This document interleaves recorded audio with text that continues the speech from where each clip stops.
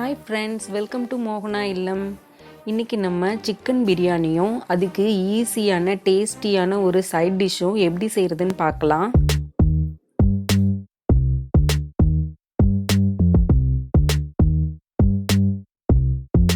இப்போ சிக்கன் பிரியாணி செய்கிறதுக்கு என்னென்ன பொருட்கள் தேவைன்னு பார்க்கலாம். இந்த கப்பில் 2 கப் அளவுக்கு பாஸ்மதி ரைஸ் எடுத்து ஊற வச்சுருக்கேன். ஒரு 20 மினிட்ஸ் ஊற வச்சிங்கன்னா போதும். இது அப்ராக்சிமேட்டாக ஒரு 1/2 kg அரிசி இருக்கும். 1/2 kg அரிசிக்கு 1/2 kg சிக்கன் எடுத்து வச்சுருக்கேன்.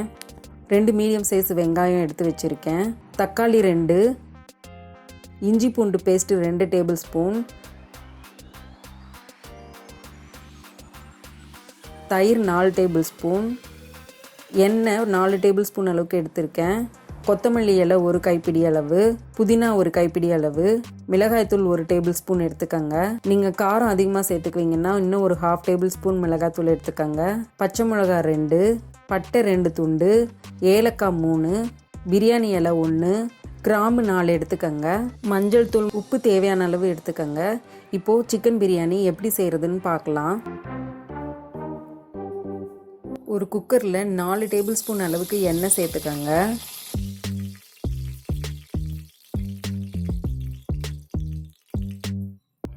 எண்ணெய் சூடானதுக்கப்புறமா பட்டை, ஏலக்காய், கிராம்பு, பிரியாணி இலை எல்லாத்தையும் சேர்த்துக்கலாம்.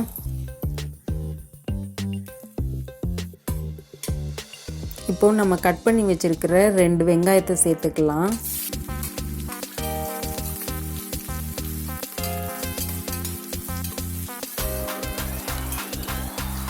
வெங்காயம் வதங்கிறதுக்காக கொஞ்சமாக உப்பு சேர்த்துருக்கேன்.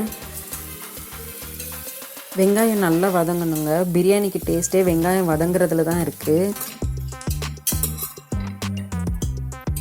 இந்தளவுக்கு நல்லா வதங்கினதுக்கு அப்புறமா இஞ்சி பூண்டு பேஸ்ட்டு சேர்த்துக்கலாம். 2 டேபிள் ஸ்பூன் அளவுக்கு இஞ்சி பூண்டு பேஸ்ட்டு சேர்த்துக்கோங்க.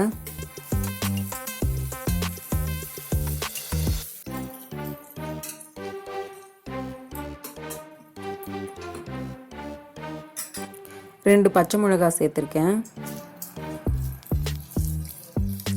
1 கைப்பிடி அளவுக்கு கொத்தமல்லி இலை, 1 கைப்பிடி அளவுக்கு புதினா சேர்த்துக்கலாம்.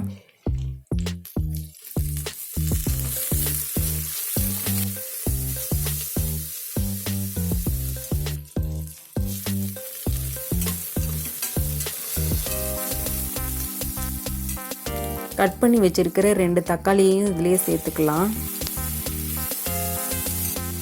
தக்காளி வதங்கிறதுக்காக இன்னும் கொஞ்சம் உப்பு சேர்க்குறேன்.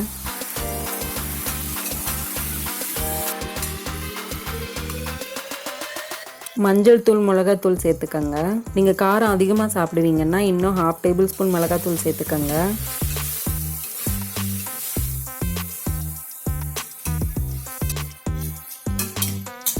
இப்போ க்ளீன் பண்ணி வச்சிருக்க சிக்கனை இதில் சேர்த்துக்கலாம்.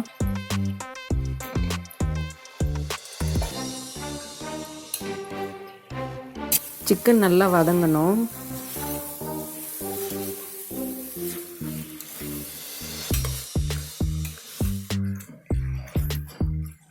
சிக்கன் கொஞ்சம் வதங்கினதுக்கு அப்புறமா ஒரு 4 டேபிள் ஸ்பூன் அளவுக்கு தயிர் சேர்த்துக்கலாம். புளிக்காத தயிராக சேர்த்துக்கங்க.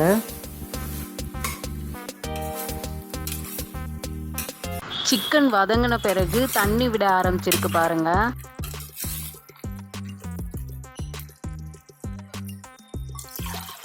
சிக்கன் வேகும்போது தண்ணி விடும். அதனால் 2 கப் அரிசிக்கு 3 கப்பு தண்ணி ஊற்றிருக்கேன். நீங்கள் குக்கரில் செய்யாமல் வேறு பாத்திரத்தில் செய்கிறீங்கன்னா 2 கப் அரிசிக்கு 4 கப்பு தண்ணி ஊற்றினீங்கன்னா கரெக்டாக இருக்கும்.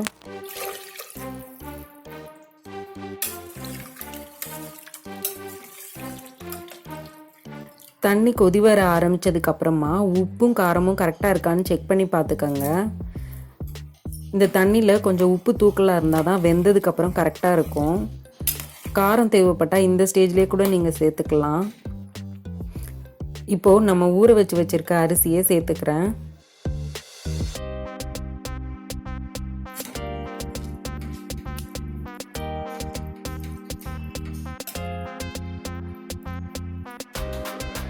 இப்போ குக்கரை மூடி விசில் போட்டுருங்க.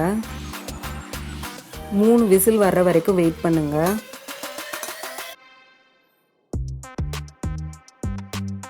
ப்ரெஷர் ஃபுல்லாக ரிலீஸ் ஆனதுக்கப்புறமா குக்கரை ஓப்பன் பண்ணுங்கள். பிரியாணி அடிப்பிடிக்காமல் குழையாமல் நல்லா வெந்து வந்திருக்கு.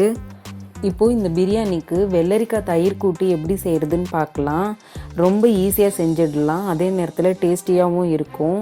இப்போது இதுக்கு தேவையான பொருட்கள் என்னென்னு பார்க்கலாம்.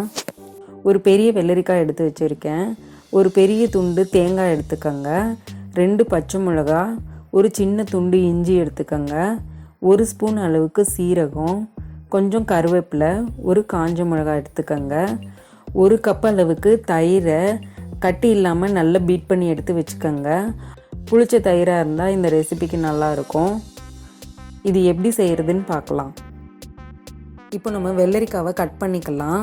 இதில் முத்தின விதைங்க ஏதாவது இருந்தால் எடுத்துட்டு சின்ன சின்ன துண்டாக இந்த மாதிரி கட் பண்ணி எடுத்துக்கோங்க.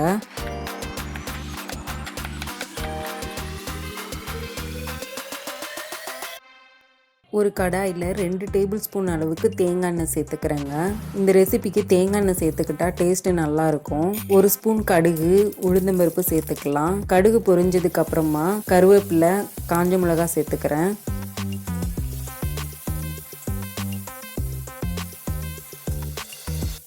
இப்போ நம்ம கட் பண்ணி வச்சிருக்கிற வெள்ளரிக்காவை இதில் சேர்த்துக்கலாம். வெள்ளரிக்காவை லைட்டாக வதக்கிக்கங்க.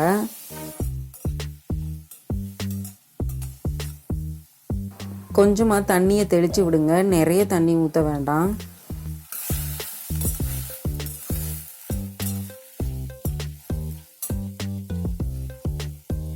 இப்போது ஒரு மூடி போட்டு ஒரு 2 மினிட்ஸ் மூடி வச்சுருங்க.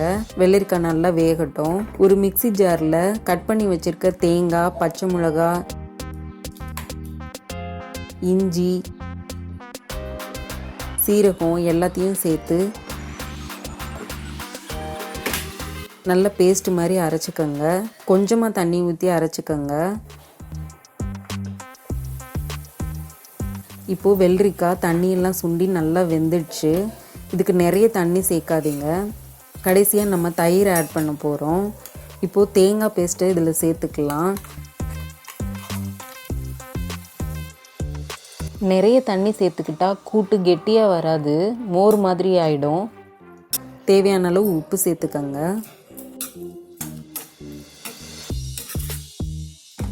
தேங்காய் போட்டு ஒரு கொதி வந்ததுக்கப்புறமா ஸ்டவ்வை ஆஃப் பண்ணிவிடுங்க. கொஞ்சம் சூடு ஆறுனதுக்கப்புறமா தயிரை சேர்த்துக்கலாம். சூடாக இருக்கும்போதே தயிர் சேர்க்காதீங்க, திரிஞ்சு போயிடும். இப்போது நம்மளோட சுவையான வெள்ளரிக்காய் தயிர் கூட்டு ரெடி ஆயிடுச்சுங்க. இது சீரக வாசனையோட சாப்பிட்றதுக்கு ரொம்ப டேஸ்ட்டாக இருக்கும். பிரியாணிக்கு இந்த சைட் டிஷ் ஒரு தடவை செஞ்சு பாருங்கள். செஞ்சு பார்த்துட்டு எப்படி இருக்குன்னு கமெண்ட் செக்ஷனில் சொல்லுங்கள். இந்த வீடியோ உங்களுக்கு பிடிச்சிருந்தால் லைக் பண்ணுங்கள், ஷேர் பண்ணுங்கள். மோகனா இல்லம் சேனலுக்கு சப்ஸ்கிரைப் பண்ணுங்கள். தேங்க்யூ.